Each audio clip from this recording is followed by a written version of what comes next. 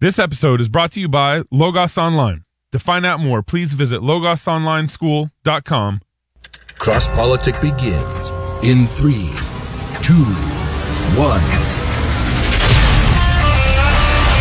Have a heart that breaks for a dying city. Stop cursing your future.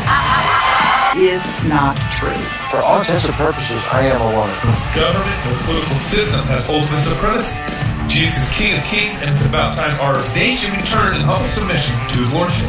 You are not protecting women. You are authorizing the destruction of 500,000 little women every year. I didn't start it, sir, with all due respect. That's the argument of a 5-year-old. I didn't start it. Right, when the Spirit comes upon people, they go to war. They go to battle, and the enemies of God are driven back and they're slaughtered. You are listening to Cross Politic with Gabe Resch, the Waterboy, Pastor Toby Sumter, and the Chocolate Knox. Hey, y'all, welcome to Cross Politic. As you can see, we got our friends from northern Montana in the studio. Oh, Canada. I've already insulted our friends. They're not in the studio. No. But they're next to us in the studio on because the imagery. of the wonderful realities of technology. So there you go. That's right. That we even have up here. Yeah, we actually have this stuff up here. It's crazy. and where is up here? Up here is southwestern Ontario. So I know a lot of Americans don't know a whole lot about Canadian geography. A lot of Canadians don't know a lot about Canadian geography. So we're just a couple hours north of Detroit. Hey. So it's like northern Montana. Yeah, it's pretty much. Northern Michigan. Yeah. You're not inaccurate. That's where I describe myself from.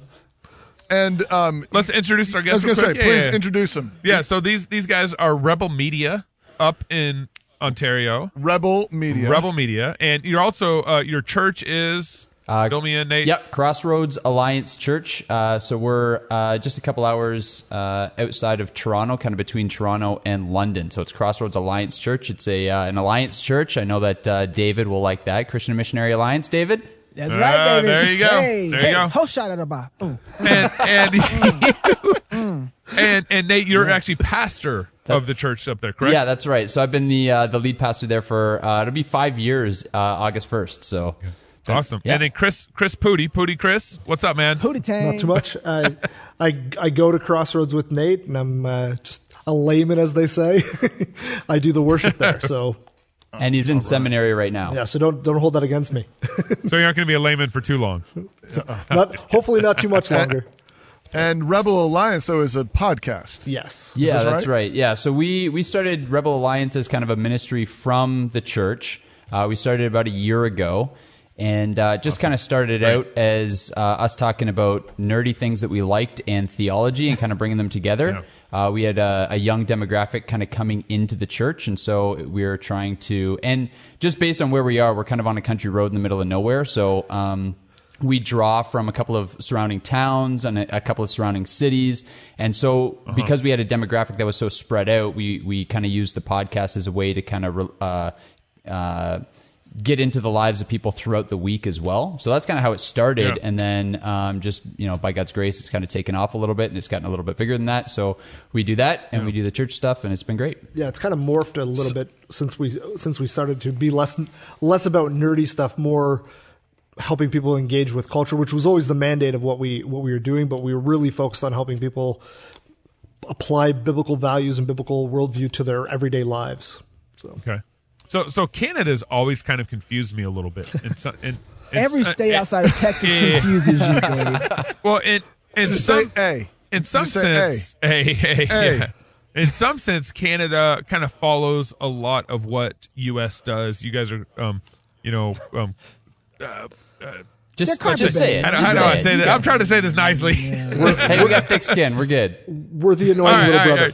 So in some sense, you guys kind of follow what the U.S. does, and then in other issues, in other senses, you lead, and you're ahead of us on, particularly I think in regards of kind of like progressive socialism, morality, yeah, for sure, liberalism.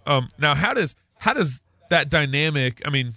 Kind of work from your perspective and what's going on between kind of U.S., Canada, I think, kind of culture and societal issues. Yeah, I mean, I think that's pretty good insight. We tend to allow the U.S. to take the lead on a lot of kind of what's popular, what sort of music we like, what sort of movies we like, all that kind of stuff. We kind of take our cues from the U.S. in a lot of ways. And so in a lot of ways, whatever's popular in California, 6 months later is going to be popular in Southwestern Ontario. But what really happened, I mean, Canada's always been a little bit quicker, I think. And I think part of it has to do with how many, kind of the Britishness that's still lingering in Canadian culture, and how many Europeans we have who live here now and settled here now. But we've kind of been leading the way a bit in liberalism. The Queen still means something to you guys, right? The Queen still means something to you guys. Yeah. I mean, the royal wedding was a thing. I mean, my Twitter blew up the day of the royal wedding. I mean, there are people getting up at 5 a.m. to watch the whole thing. So, yeah, it still does mean something. But I like to say, I mean, when Trudeau got in, it would have been like if Hillary got in the States, right? I mean, he's just a radical, progressive liberal, and so I think what you guys would have got with Hillary is what we got when Trudeau got voted in, and so I think that's really fast forwarded things in the last couple of years. Yeah, because the lay of the land starts with you got BC, which is it's got your mix of conservative, and of course Vancouver can be more liberal, and then you have Calgary, which is very conservative. That's a very conservative, or parts of Calgary, but overall, what's the province? Calgary is Alberta. Ontario, Alberta.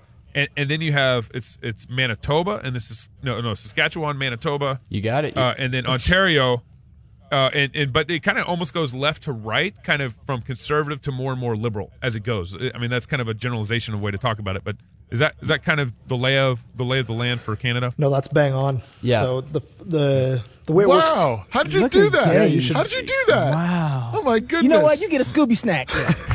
Were you publicly educated, Gabe? Wikipedia has served him well. No, that was all up here in my head. Good for you, man. And I would just say that Quebec on the east side of Ontario is even further, right? So, because they're French. That's right. They still speak French up there. Yeah, you have a French accent for us, Gabe? No. Je ne sais pas. Man. Je ne sais pas, man.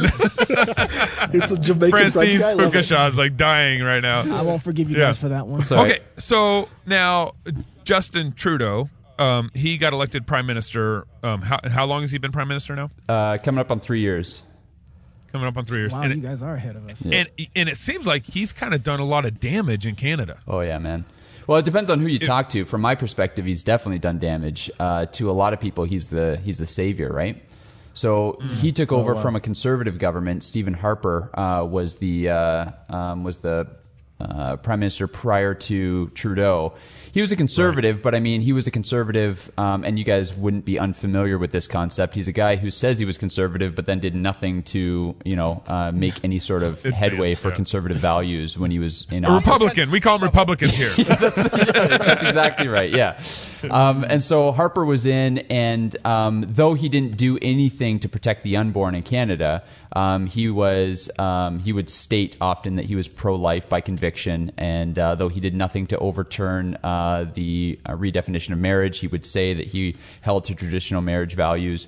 And so even just that offended our liberal countrymen so much that Trudeau was really he ran on and won on the pointing out the intolerance of Stephen Harper. And so he was really elected as the guy who's going to come and liberate all of the marginalized minorities. So that's really how he won, which is and he's kept his promises, which is more than we could say for a lot of politicians. Unfortunately, all his promises were awful. Are you guys seeing like some sort of like Trump effect in Canada where people are getting frustrated and with the current prime minister, kind of getting frustrated with liberal politics, and so they're getting more and more involved? Yeah, we do see that because the truth is with Canada, we're actually probably more educated about your politics than our own.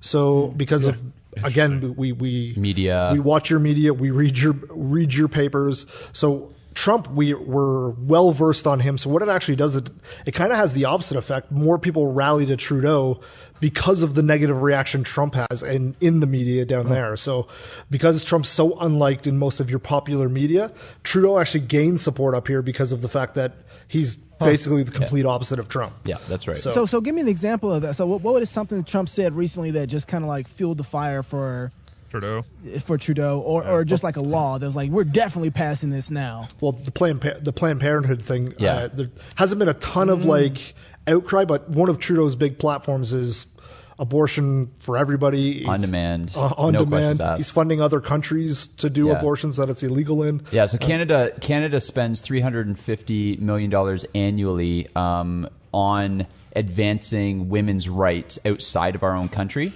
Which is a way of them just saying we spend $350 million of taxpayers' money on other countries, giving other countries abortions. And so Ireland, which just passed their vote, we spent about $120 million in Ireland last year. Providing abortions to help people travel so they could get abortions. Yeah, like it's yeah. You see, this is the thing, guys. Everybody's post-mill. Everybody has some sort of outlook on what they want the future to be like. You know what I mean? Like, it's so ridiculous to think that if we're not playing the game right, Christians really haven't been playing the game right. We've been retreating. Well, that's the thing is, these liberals are way more post-mill than Christians. That's $300 million outside of you guys' country going to other countries. That's taking dominion, right? Somebody's going to take it. They got a gospel and they're taking it to the nations. Yeah. And what's interesting, you say that, I think, Toby, you said that the liberals are more post-mill than the Christians. Well, that's it, right? So the vast majority of Christians in Canada just start praying Maranatha, right? Like, take us, Lord, swing low, sweet chariot. It's time for us to go home. Like, this world's going to hell in a handbasket, which is one of the reasons why, our church and our podcast has, by God's grace, been gaining some traction up here, because one of our core values is optimistic eschatology, right? Post-millennialism. Right. Yep. And baptizing babies. Yeah. I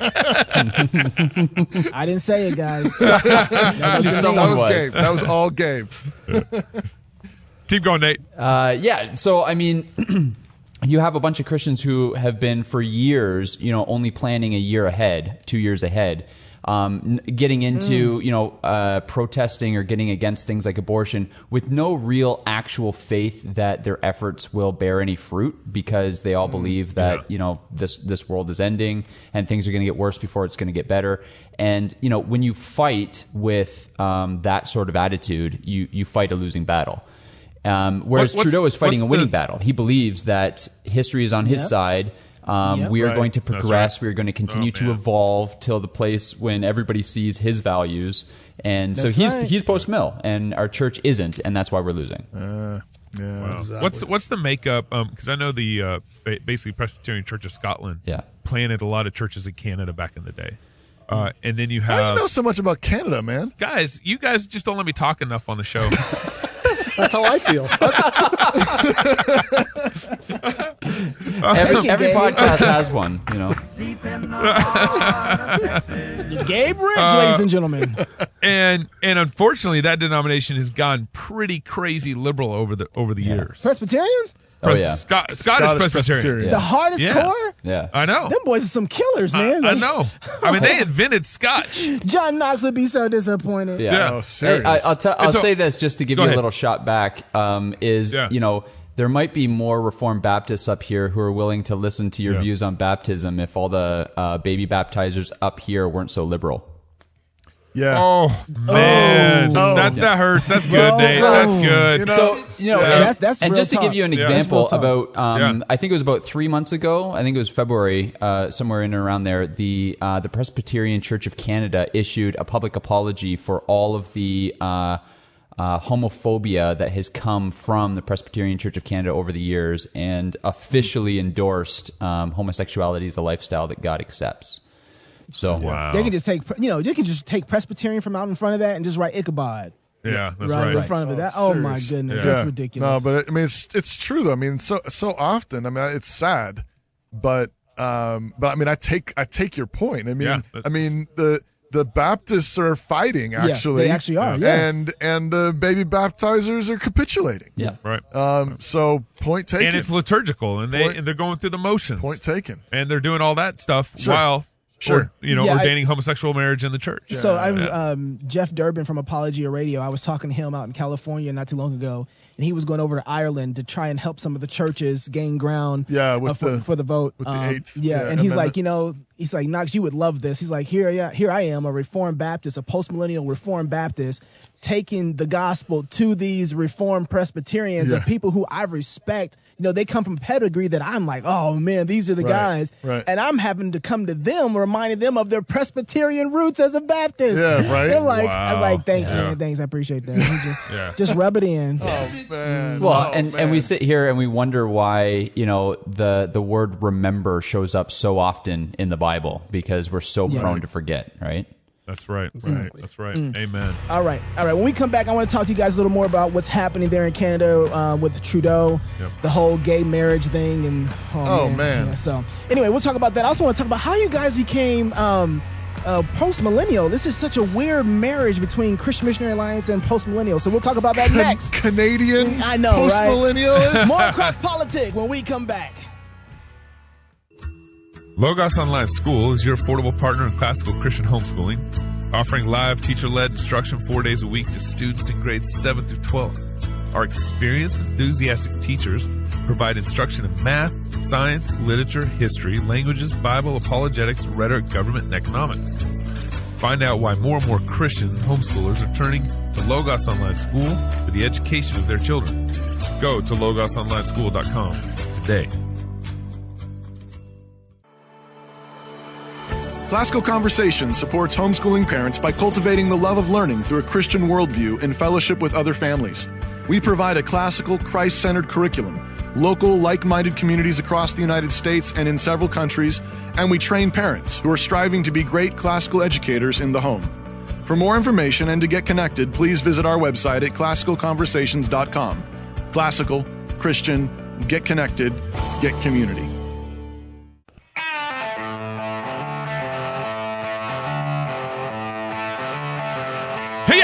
Oh, come on, man.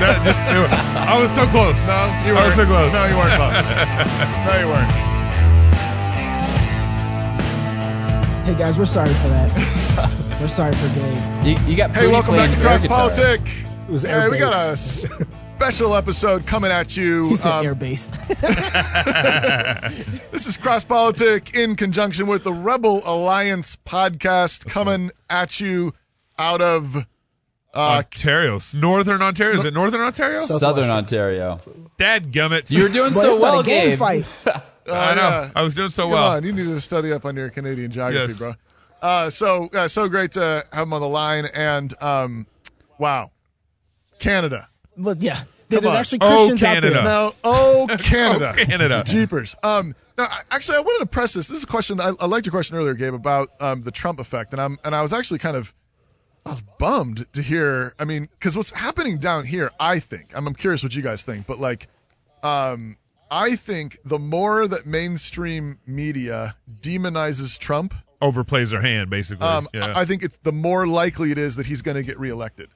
Yeah. So every passing day, I'm pretty sure that he wins more and more supporters via Twitter. Yeah. Absolutely. So the fact that he doesn't care and has absolutely no use for mainstream media, I think that day by day, I think he's winning. Yeah. And so it's kind of disappointing to hear that it's not having that kind of effect in Canada. So I'm curious, what is the kind of grassroots conservative scene looking like for you guys? Well, I think there's a couple things. So we have in our provincial election, which is like your state elections, we have a premier who's running for the Conservative Party. His name's Doug Ford, and he's getting compared a lot to Trump. So it's interesting because we don't have a two-party system. We have like tons of parties, but particularly big three, right? So we have the Liberals and the Conservatives and the NDP, which is the New Democrat Party. And so it's actually it's worked in Christians' favor to have these three parties, because the Liberal vote gets split between the NDPs and the Liberals, who essentially have the exact same platform. They just articulate things a little differently. Different colors. So, I mean, when you think about the possibility of a conservative government getting voted in, the only way that really ever happens is because the Liberal vote, like that's how liberal Canada is, because the Liberal vote gets split, the Conservatives sometimes win some seats. Wow. But we haven't really. I mean, I think that there's a group of people that I would say are kind of buying what Trump is selling and buying what we're seeing our conservative neighbors to the south talking about in terms of discrediting the mainstream media. But for the most part, you know, our media hasn't been discredited north of the border as I guess as popularly as Trump has done it. And so all somebody has to do is compare a Doug Ford to Donald Trump, and now he's villainized up here, right? Right, exactly. Right. Yeah. So, okay, before we move any further to politics, I want to ask you guys, how did you, I'm aware of the Christian Missionary Alliance Church. I'm so grateful for them. Yeah. I came from a very charismatic background, and Christian Missionary Alliance to me was like Presbyterianism, right? It was like those guys are, wow, they're so reformed, you know. So coming from a charismatic, black charismatic background, it was your halfway house. Yes, yeah, pretty much. Yeah. And so, but when you guys, I didn't find very many post-millennial thinking Jesus is Lord over everything. I find very dispensational inside the Christian Missionary Alliance. How did you guys kind of find your way to that side of the road? Great question. Good books, basically. Yeah. Guys like R.C. Sproul and their ministries, that really helped me personally get into postmillennial theology. Also, we were blessed. Like the first Missionary Alliance church that we both attended was actually pastored by a guy who was postmillennial, who in Canada actually got the Alliance to take out dispensational theology from their like charter. So he did that in the 80s because he was very passionate, was able to argue it from the scriptures. And at that time, our denomination, I can say this, right? Yeah. Our denomination still cared at that point of what the scripture said. So they were able to, he was able to argue the point enough that they were able to just say every church can kind of believe what they want. And he was the one who mentored Nate. Sorry, I'm speaking for you. Yeah. And then, you know, Nate, I was Emil and Nate showed me the light. So Gary North always said that all millennialism is the car stop on the way to the post millennial highway. So that was Prudy when I found him. But so my dad was a Pentecostal pastor, so I grew up in the Pentecostal assemblies. So hyper charismatic. Walked away from the church because of all the charismania that I saw. And God was gracious to me and pulled me back in university, really through Campus for Christ, handing me, believe it or not, Lee Strobel's book, The Case for Christ. Yeah. So that's kind of what pulled me back, is I was kind of I think it was Chesterton who said, you know, there's two ways to get home. There's one, you know, you either stay there and never leave the house, or you walk out the front door and walk all the way around the globe until you come in through the back door. And that was kind of my my coming back home. And right around that time, providentially, God put Mike Wilkins in my life, who mentored me. And so he one of the first books he put, so he came and kind of said, hey, do you want to come and learn how to be a pastor, you know, an apprentice pastor? And so I worked under him for a couple of years. And one of the first books he put in my hand was An Eschatology of Victory by Marcellus Kick. And, that's the book that did it for me. And then from there, you know, Last Days According to Jesus with R.C. Sproul, got into kind of a partial preterist understanding of Scripture.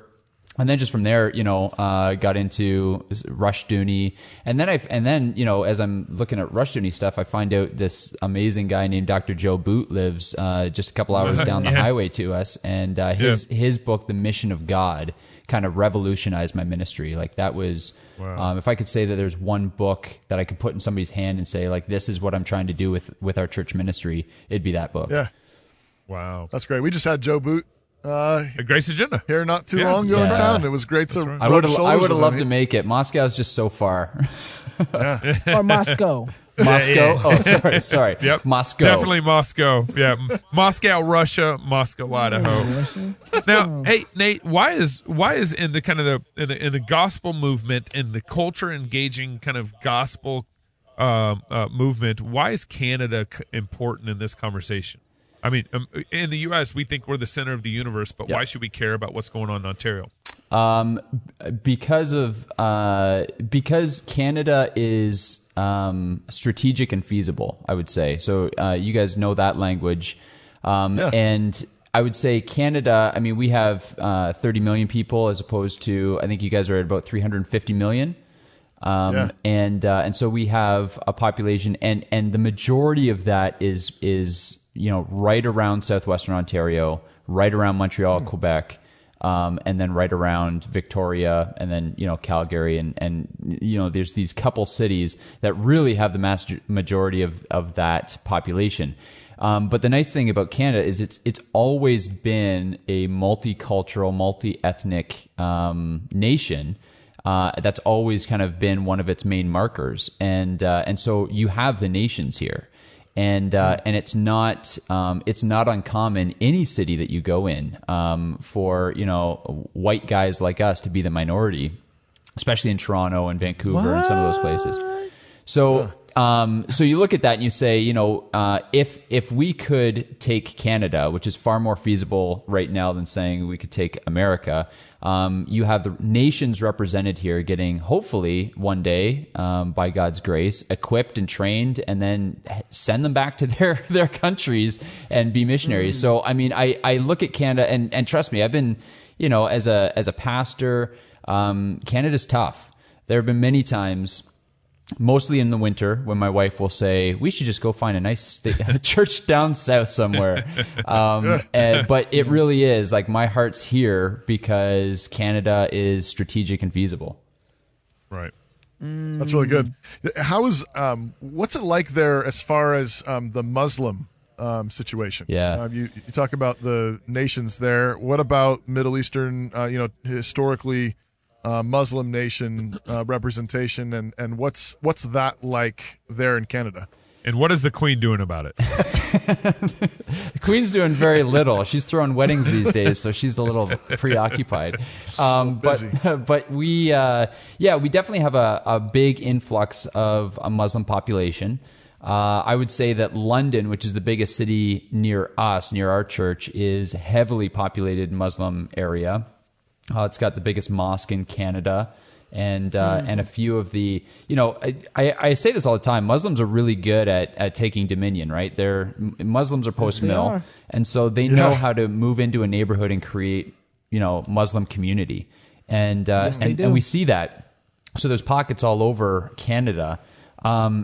So there's definitely a high population, and what's really frustrating, and one of the things that, I mean, you could definitely be praying for us in this.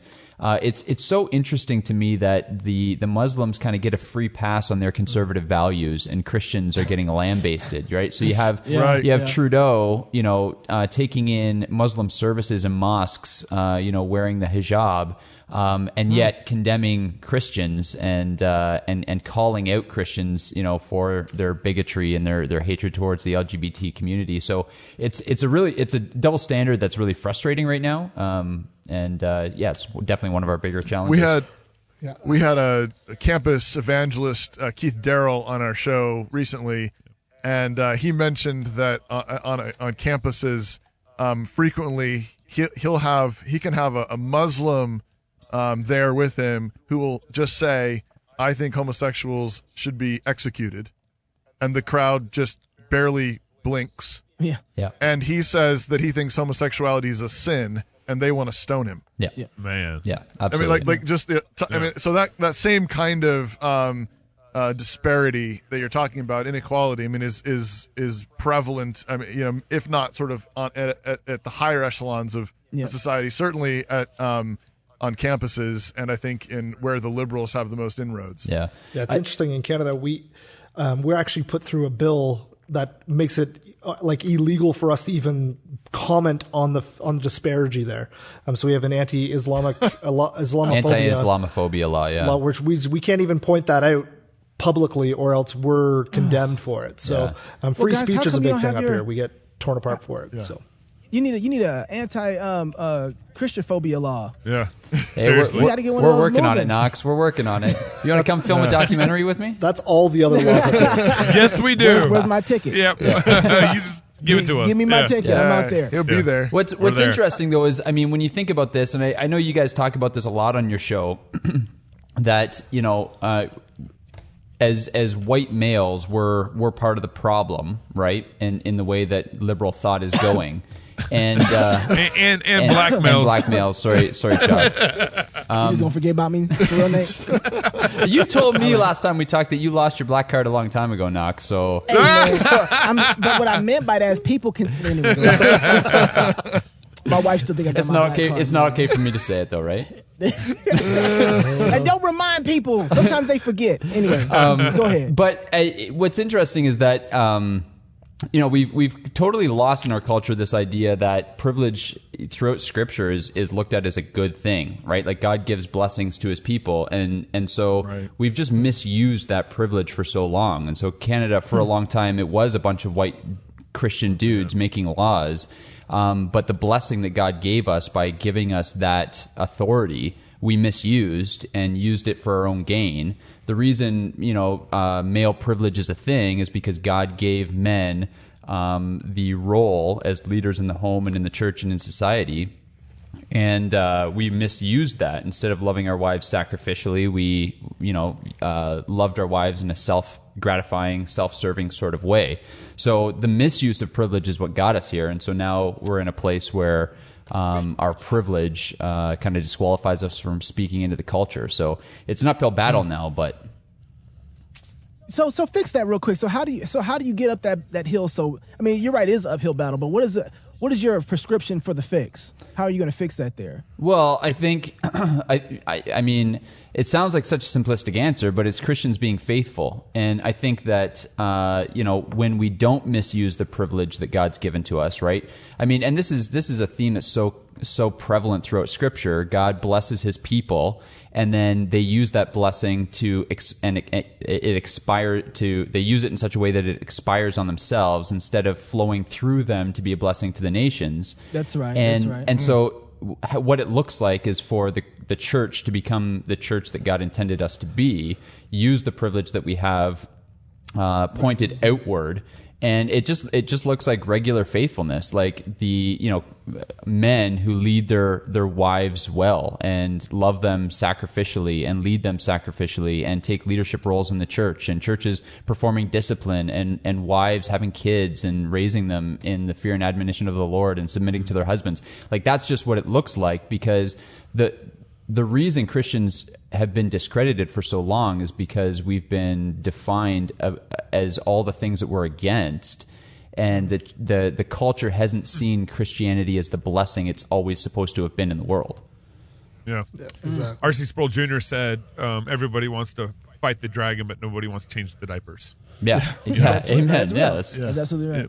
Yeah, but that you're right. That's when families and churches and communities love like that. It really is attractive. It really potent. Is. It's winsome. It's potent. Yeah. And the alternative, of course, it really ultimately is ugly. Right. It's propped up with a lot of money right now. Yeah. But it really is ugly. It really is fruitless. It really is barren. And when the bottom drops out, Christians will be there. Yeah. When we come back, more with Chris and Pootie Tang, who's been kind of quiet over there. We're going to talk to them next on Cross Politic. You all right over there, Pootie? Oh, yeah. Well, Cross Politic has a new sponsor. Who, you might be asking? Decree Design. Decree Design is a graphic design and web development company that serves your business by helping you speak clearly through visual representation. Serving 90-plus businesses in logo design, print design, brand strategy, web development, and more. Decree Design has a skill and personal touch to customize a package specifically catered to your needs of your business, great or small, and provide personal assistance every step of the way. Whether you're a well-established real estate broker or entrepreneur getting your business off the ground, Decree Design will help your company's visual presence speak clarity and truth. For more information, please visit decreedesign.co or schedule a consultation with Joe at decreedesign.com. Yeah, Joe at decreedesign.com. Hey, and tell them Cross Politics sent you.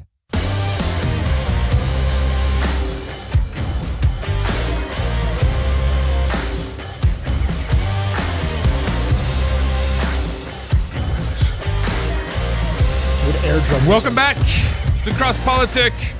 This is the Battle of the Border. Special edition, U.S. versus Canada. It wouldn't be much Thank of a you battle. for joining us. Well, it depends on what we're fighting over. They might have won a lot of stuff we lost. We don't know. We don't even know. I mean, when it comes to gay marriage, they're winning. Well, you've seen how their border's drawn. It really kind of droops down in the U.S. pretty good. Kind of, They've been invading. They've been invading by bordering, restructuring. Y'all need to keep y'all Trudeau over there with y'all. Yeah, we're going to build a wall. Trump's we're going to build the wall on the wrong border, I think. No, seriously. You ain't lying about that one. That's right. That's right. Keep liberalism out. Let the good brother Mexicans come in, please. But send your missionaries up to us. We could use those. Okay. Okay. That's right.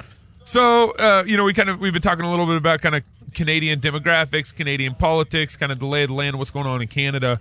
And, as anybody with their eyes open, the last 20 years, last even 40 years, we've seen this sexual revolution. Satan kind of use this sexual revolution to really tear down our families, to tear down our churches, to invade our churches, to invade our culture.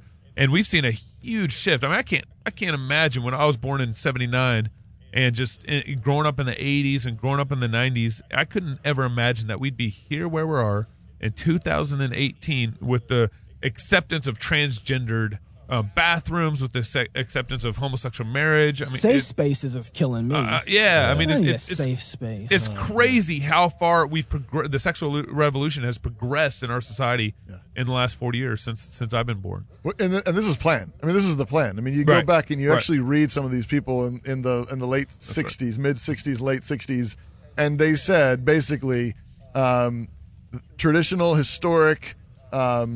Family structure, Christian family. Yeah, they wanted to uproot that. The Christian man. Yep. We're gonna take him out. Yeah. And we're gonna take him out with pornography, with prostitution, with adultery, with divorce, all these things. Yeah. And you look back, you look at their plan, and you're like, they've executed it, man. And you take out the men, and then you get access to the women. Yeah. Well, I think this goes back to what Chris was saying earlier too. It wasn't like the man was doing all so good. Oh yeah, right. For sure. They were abusing their authority. They had forgotten about the home, and this is a whole. I'm sorry. You say something, Chris? No, I was listening. Okay, no, but they weren't home with their wives. They were drinking too much. There was a lot of things that had gone on in the 30s and the 40s that led up to abusive leadership. Made us vulnerable to this attack. Instead of men repenting, they just kept going down this sinful state, and then all of a sudden, it's like, well, we need to get rid of this. Well, it wasn't just authority was bad; it was how they were handling their authority. Yeah. So and so, how do we get to the point where Barack Obama, President Obama, and now President Trudeau is recently. I like how you put those. Yeah, Obama Trudeau. They'd be great ticket up in Canada. It sounds like. Yeah. And recently, Trudeau was down at a university in New York. Yeah, keep the Trudeau on your side. I know. Where's our wall when we need it? But he was speaking at the university, and he was talking about how we need to kind of fight our tribal mindset. Yeah. Tribal mindset. Our tribal mindset. We need to fight our tribal mindset. Okay. And he was charging the students. He's saying, my request is you guys go from here. I would like to make a point of reaching out to many people whose beliefs and values differ from your own. Right.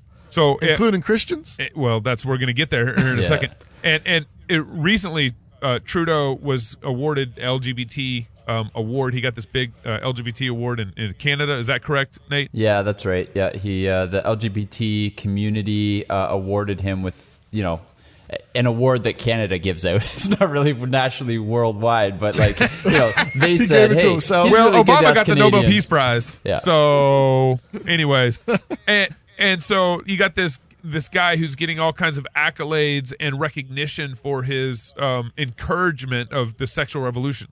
Yeah. And then he's telling these kids at the university to go out, go forward, and make disciples. Yeah, basically. Seriously, it was his Great Commission. That's what it was. Yeah. That's exactly right.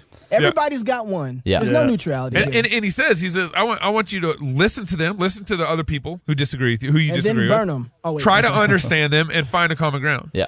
But then Trudeau, from what I heard, I remember we got friends in Alberta area, and they were huge players in trying to keep making the homeschool movement legal. Yeah. Oh yeah. Back in Alberta, back in I think it was the 80s or something. Oh wow. And so Canada, in a lot of ways, I mean, you guys have been pretty kind of hardcore about not accepting other beliefs, particularly in the Christian faith. Yeah. And especially recently with Trudeau. You guys want to take that? Yeah, for sure. Take that from here. I mean, so recently, one of the big things is with no bill passed, with no conversation in Parliament, with no kind of public discussion forums, with no warning at all. The summer grants program has been a program that's been running in Canada for a decade and a half. And it's basically small businesses and small charities can apply to the federal government for grant money to help hire students, to give students experience in the field. And so there are a lot of churches, they run their summer camps and their vacation Bible schools with that money. And you can say what you want about that. That's, there's a lot. We have a lot to say about that. Yeah. And so what he did, like I said, with no Parliament, no law, anything like that, he added a checkbox to the grant form that basically said that you agree with the Canadian federal government on women's rights and reproductive rights. So could have made it anything at that point. Yeah. Right. Yeah, but that was the thing. That was his, that's his hill. That's his gospel. That's what he's going to die on. So that was the thing. So in order to get government money, charities and small businesses had to acquiesce, had to agree that that their organization in no way fought against or would impede the federal government value of abortion. Yeah. But Chris, let's be honest though. There's nothing wrong with that. Oh, there's tons wrong with it. Well, I mean, if a government says, for instance, let's switch this around. If a government says to you guys, look, we don't mind helping you guys out or allowing funds, which I think is completely messed up anyway, but just no blasphemy. You cannot curse Jesus with this money. Yeah, right? Yeah, no, you're absolutely right. Before that. There's nothing wrong with requesting those things. If you're nation under God, guess what you can't do? You can't murder and get away with it. Yeah. With the death penalty, right? So requesting that isn't necessarily having a request from a federal government to say we're not going to blaspheme the name of Jesus in this nation. There's nothing wrong with that. Well, there is something wrong with it when it's so in a Christian worldview under a theocracy, we would say that, and we would be upfront about it. The problem is, well, you have a theocracy there now too. Yeah, you're right. You're right. And this is the Trudeau theocracy. A Trudocracy. A Trudocracy. The real problem is the fact that Christians don't have a leg to stand on because they've been sipping from the table. That's right. And eating from the table of the king. Well, no, but I would say even deeper than that. The real problem here is that Christians think there's kind of neutrality. That's what I'm going for, though. Yeah. That's the whole thing. There isn't a neutrality. If it was Jesus' name that we said you can't blaspheme, we're still requesting something from you to do. Right. There's no neutrality. It's just who's in charge. You take Caesar's money. That's right. You take Caesar's money. What do you expect to happen? Right. Caesar's money's been given. You're going to bow to Caesar. Right. You know what I'm saying? If Jesus is Lord, you're going to bow to Jesus. So did all the churches in Canada refuse to check that box? Many of us did, and then there were a ton who checked the box and said, however they explained it away. And there was a lot of debate among the churches around here. I remember at a local ministerial, we got into a talk about it. The state of the pastors leading our churches is sad enough. Shock. Yeah. So that's part of it. But like you said, we've been looking at there's a fundamental problem here. Our church has never taken that summer grant money, because we're not going to ask them for permission for, how we are going to spread the gospel. That's King Jesus' commission, not Trudeau's. But that's the problem, is that churches for too long have said the money coming from the government is neutral money, and how I use it is, we can use this for the glory of God. And, there was a reason in the Old Testament that they said, tear down the old idols. Don't sacrifice to Yahweh on Baal's idol, knock over Baal's idol and then make a, so. That's the problem. And I mean, what people aren't seeing that they should see is the intolerance of tolerance. Like, that's the biggest problem with what Trudeau's going down there to preach, right? So he's going to New York, and which, by the way, why did they not just get Trump? You know, it would have been a cheaper plane ticket. I don't know why they're borrowing our guy, or why he's the guy they're calling. Better hair. Trudeau Obama, man. They miss Obama. They miss Obama. Is he is he so busy these days? Yeah, actually, he is golfing. Not Netflix. I was just gonna say, isn't he on a reality show on Netflix now or something? Yeah. But hey, don't rub it in. But this is the problem, right? So Trudeau goes down and preaches tolerance to a group of people, and says, "Never mind what I'm doing to marginalize the Christian churches in Canada. We're preaching tolerance." Right. Yeah. Right. And so, and people just don't connect the dots. The hypocrisy is thick. It is thick. But they can't help it, guys. That's what they do. Well, but hang on here.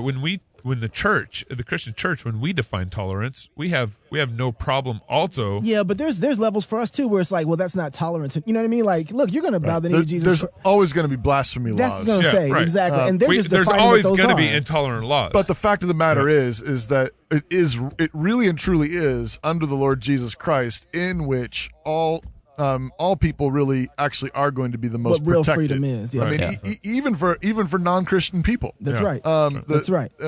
The West, the Christian West, is what created tolerance. Tolerance is a Christian idea. It is. But if you make tolerance your God, it will always become a dictator. You know, one thing too, I want to remember we were talking about Donald Trump, President Trump. Just got He's done. Still president. He's still president. Yeah. I don't like to be disrespectful. Yeah, I can hear, President Trump. Remember when he just released a whole bunch of funds for religious organizations to get federal funding? I know. And we just got done talking about, listen, guys, if you start taking that federal money and building, and this is for the Americans, and start building out your programs with this based money on the federal funds, there will come a time where they will say, if you don't check this box, if you don't agree to this, if you don't read the small print and do what we say, you won't get this money. Or even worse, the next Democratic president that gets in office, and they know all these churches are taking this money, and now they can immediately wield that authority to get them to do something. They got the hooks in That's you. right. That point is, guys, we don't have to look very far to see, like, our buddies out there right now. Chris and those guys are going through this. Chris and Pootie are going through this right now. You know what I mean? Like, this is happening. It's not like it's a far-fetched idea. This is what happens when you don't have a godly government over you, right? Right. So we can look and see what's happening in Canada and say, we're you guys,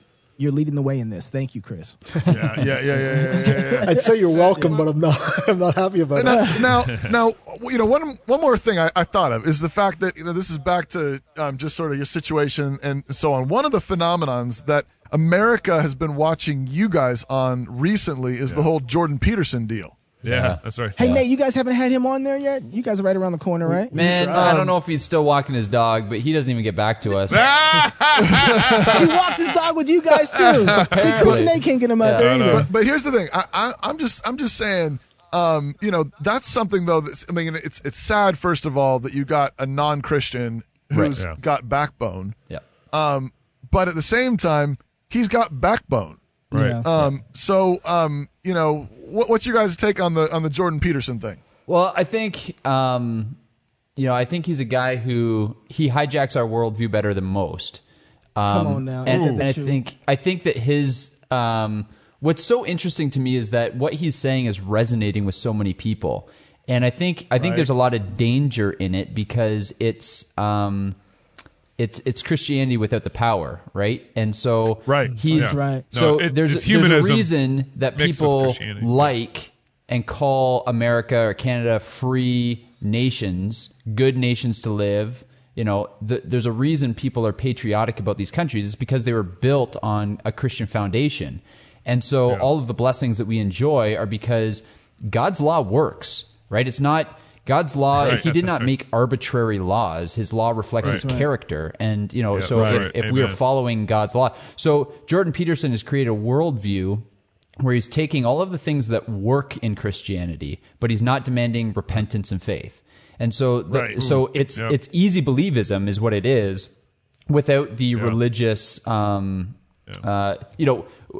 any of the common religious markers. So people can buy into it without thinking that they're being religious. We know that religion, everybody has a religion, everybody's living out their worldview, but he's just packaging it in such a way that angry people who are saying this progressive liberalism isn't working can latch onto an idea that doesn't demand that they change, and that's dangerous. Yeah, and I think part of the phenomenon that's going on here is that you've had a 20 years, 50 years of preachers not preaching in the pulpit. Absolutely. And there's a reason why. I mean, basically, our preachers are now radio hosts. Yeah. Our preachers are Rush Limbaugh. Our preachers are guys like Jordan Peterson. Yeah. Man with no power. Yeah. Men that have a backbone about a particular issue that's bothering these people, that's bothering our society and our culture. It's the closest thing we have to a preacher. That's right. Yeah. It's the closest thing we had to a real gospel preacher. And so everyone who wants to know something about society, they don't go to their pastor. Where do they go? They go to Thomas Sowell. That's right. They go to Walter Williams. That's right. Remember when we had them on the show and we asked them, say, hey, Walter, is there any hope? Right. Is there any way to fix this? And Walter was just like, I don't think so. I think we're too far gone. I was like, after all this information, after pointing out what's wrong with the problem, and you still don't have an answer to fix the problem. But that's why somebody like Jordan Peterson actually, I think, is garnering the kind of following he is because, I mean... He's stealing from Christianity. He doesn't have a very optimistic eschatology, but he has a more optimistic outlook than Walter Williams. That's right. Because I mean, he's saying, hey... You at some point you have to have enough self-respect to say no. Yeah. I'm not going to go along with your games. I'm not going to lie. I'm not going to pretend things that aren't true and throw me in jail. Yeah. Come get me. That's right. And we need on both sides of the border in Canada and the United States, we need men who are fierce in their convictions and are ready to actually take up a cross and follow Jesus.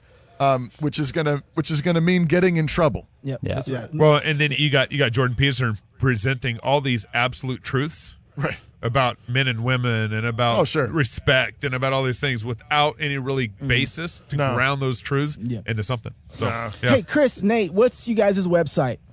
You can find us at rebelalliancemedia.com or at facebook.com/Rebel Alliance Podcast. I suggest you check them out. Enjoyed having you guys on the show. Whose show are we on, by the way? Are we on your show? You guys on our show?